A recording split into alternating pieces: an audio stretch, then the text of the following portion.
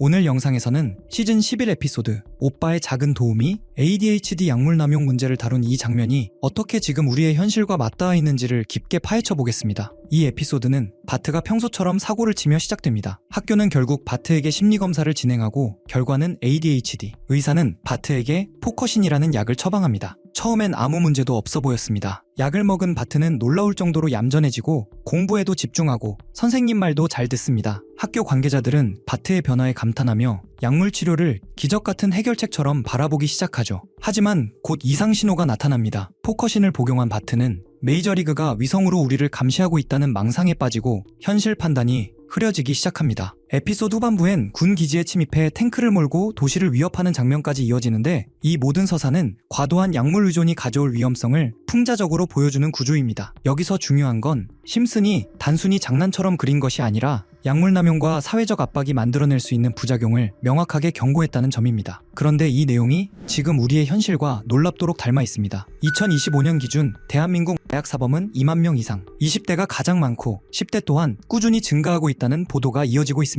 이 부분은 실제 통계마다 세부 수치는 다르지만 전체 증가 추세는 분명합니다.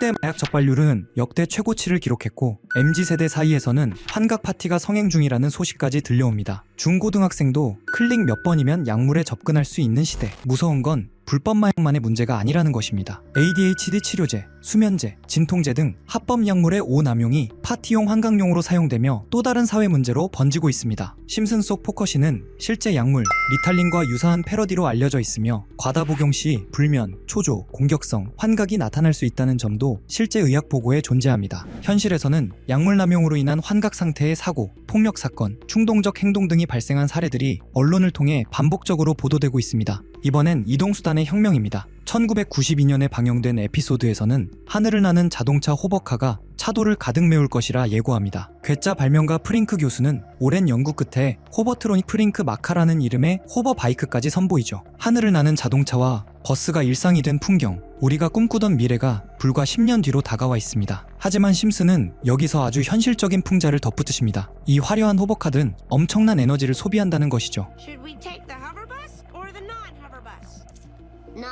결국 미래에도 한 푼이라도 아끼고 싶은 사람들은 여전히 기름값 걱정에 낡은 일반 버스를 타야만 하는 씁쓸한 계급 격차를 예고하고 있습니다. 여러분, 만약 어느 날 갑자기 자신이 거래하던 은행이 아무 예고 없이 문을 닫는다면 어떻게 하시겠습니까? 계좌 잔액은 분명히 존재하지만 창구는 운영을 멈췄고 ATM마저 작동하지 않는 상황이라면 말이죠. 이런 일은 영화 속 이야기처럼 들릴지 모릅니다. 하지만 오늘날 뱅크런은 더 이상 호기심을 자극하는 가설이 아닙니다. 흥미로운 사실은 무려 30여 년 전 방영된 애니메이션 심슨 가족이 이와 같은 은행 붕괴 상황을 이미 묘사한 장면이 있다는 점입니다. 해당 에피소드에서 스프링필드 초등학교는 예산 부족으로 기능이 마비되고 수업은 전면 중단됩니다. 주인공 바트는 거리로 나가 장난을 치기 시작하죠. 그러다 바트는 한 은행에 들어가 이렇게 말합니다. 지금 은행에 돈이 없어서 세 사람한테만 줄 수 있어요. 단순한 장난이었습니다. 하지만 그 한마디는 순식간에 사람들의 불안을 자극했고 은행 안은 공황 상태로 변합니다. 예금자들이 몰려들며 은행은 걷잡을 수 없는 아수라장이 되죠. 그리고 2023년 이 장면과 놀라울 만큼 닮은 일이 현실에서 벌어집니다. 바로 실리콘밸리 은행 파산 사태입니다. 은행은 비교적 간단한 공시를 냈을 뿐이었지만 그 내용은 SNS를 통해 빠르게 확산됐고 불안은 순식간에 증폭됩니다. 투자자와 예금자들은 동시에 인출에 나섰고 단 하루 만에 약 400억 달러가 빠져나가며 실제 뱅크런이 발생하게 됩니다. 결국 무너진 것은 은행 건물도 전산 시스템도 아니었습니다. 신뢰였습니다. 그리고 심슨 가족은 그 신뢰가 붕괴되는 순간을 이미 오래전에 보여주고 있었던 셈이죠. 여러분은 어떻게 생각하시나요? 단순한 우연일까요? 아니면 심슨 특유의 사회 통찰력이 빛난 결과일까요? 그리고 심슨에는 아직도 해석되지 않은 예언 장면들이 더 많이 남아있는데요. 심슨은 이미 오래전부터 달러의 붕괴 이유를 준비해온 것 같습니다. 수많은 에피소드에서 비트코인 결제 가능 간판이 등장하는가 하면 바트 심슨이 만든 밈코인이 화폐로 쓰이는 장면까지 나오죠. 특히 프링크 코인 에피소드에서는 마을의 박사가 직접 코인을 만들어 도시 최고의 부자가 되는 과정을 보여주며 기존 금융 시스템이 암호화폐로 대체되는 과정을 노골적으로 묘사합니다. 트럼프를 비롯한 유력 정치인들이 코인 시장에 우호적인 발언을 쏟아내는 지금 심슨의 이 그림들은 소름 끼치는 예언서처럼 보입니다. 심슨이 예고한 대로 종이 지폐의 시대는 저물고 새로운 디지털 통화의 시대가 도래하게 될까요? 아니면 우리가 상상하지 못한 또 다른 경제 위기가 기다리고 있을까요? 시간을 조금 되돌려보면 심슨에서 코인이 처음 등장한 건 1997년으로 거슬러 올라갑니다. 그때 화면에 스쳐 지나간 크립토반이라는 건물이 있었죠. 간판 아래엔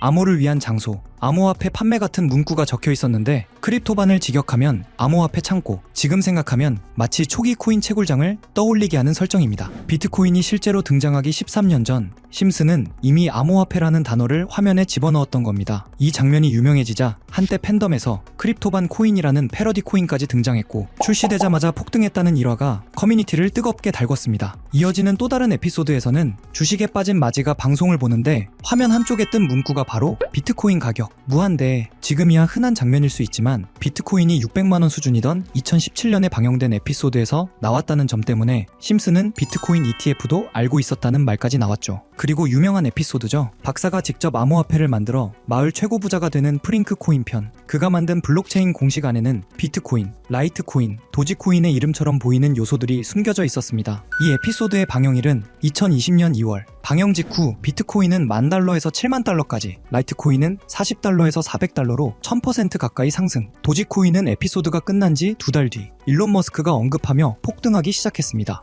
여기서부터 많은 사람들이 의문을 품습니다. 왜 심슨에만 등장하면 코인들이 실제로 터질까? 그 이유는 크게 3가지로 정리할 수 있습니다. 우선 심슨은 이미 예언의 상징으로 유명하죠. 트럼프 대통령 당선, 코로나19 확산, 우크라이나 러시아 긴장 등 처음엔 터무니없어 보였던 장면들이 시간이 지나 현실이 되면서 심슨에 나온 설정은 현실화된다는 인식이 생겨났습니다. 그리고 코인은 가치보다 인지도에 영향을 크게 받습니다. 도지코인처럼 원래 농담에서 출발한 코인도 유명인사 한 명의 언급으로 폭등할 수 있는 구조입니다. 심슨은 전 세계 어디에서나 보는 콘텐츠이니 화면에 코인이 등장하는 순간 곧바로 밈이 되고 일부 팬들의 소액 매수만으로도 급등하는 상황이 빈번히 발생했죠. 심슨이 워낙 많은 요소로 이루어진 작품이다 보니 코인이 한번 등장하면 팬들은 그것을 특별한 신호로 받아들이고 커뮤니티에서 해석이 과열되며 수요가 순식간에 폭발하기도 했습니다. 이런 배경을 알고 다시 에피소드들을 보면 그동안 지나쳤던 장면들이 전혀 다르게 보이기 시작합니다. 다음으로 이어지는 장면은 더 흥미롭습니다. 심슨 속 세계관에 마블의 로키가 등장해 암호화폐를 사라는 의미심장한 대사를 던진 장면입니다. 그리고 화면을 자세히 보면 캐릭터들이 상징적으로 배치되어 있습니다. 왼쪽의 거미 캐릭터는 트라이벌 마스크를 쓴 모습. 트라이벌 마스크 테마의 코인이 방영 2달 뒤 약 480% 폭등했고요. 중앙의 원숭이 캐릭터는 손오공을 연상시키는데요. 손오공 테마 코인은 무려 56만 상승하며 화제를 모았죠. 그 옆에는 긴 머리와 수염, 흰 옷의 예수 이미지가 있는데요. 예수 테마 밈코인 역시 출시 후 720% 상승했습니다. 이 모든 폭등이 에피소드 방영 후 몇 달 이내에 일어났다는 점 때문에 또 한 번 소름이 돋는데요. 그리고 마지막 캐릭터, 보라색 몸에 주황 줄무늬, 뾰족한 귀, 길게 늘어진 꼬리, 웃는 듯한 표정의 개 또는 늑대. 이 캐릭터가 누구인지 찾기 위해 분석을 시도했고 AI들에게 물어보니 모두 같은 답을 내놓았습니다. 그 정체는 알레브리에, 멕시코 문화에 등장하는 상상 속 동물입니다. 그래서 알레브리에 코인을 찾기 시작했고 해외 커뮤니티에서는 이미 이와 유사한 코인 이름이 오르내리고 있었습니다. 그 코인은 얼마 전까지만 해도 거래량이 거의 없었지만 최근 며칠 사이 200% 가까이 상승하며 팬들의 관심을 받고 있습니다. 특히 심슨 속 캐릭터 코인들이 대체로 방영 후 몇 달 안에 수백에서 수십만씩 폭등했던 패턴을 생각하면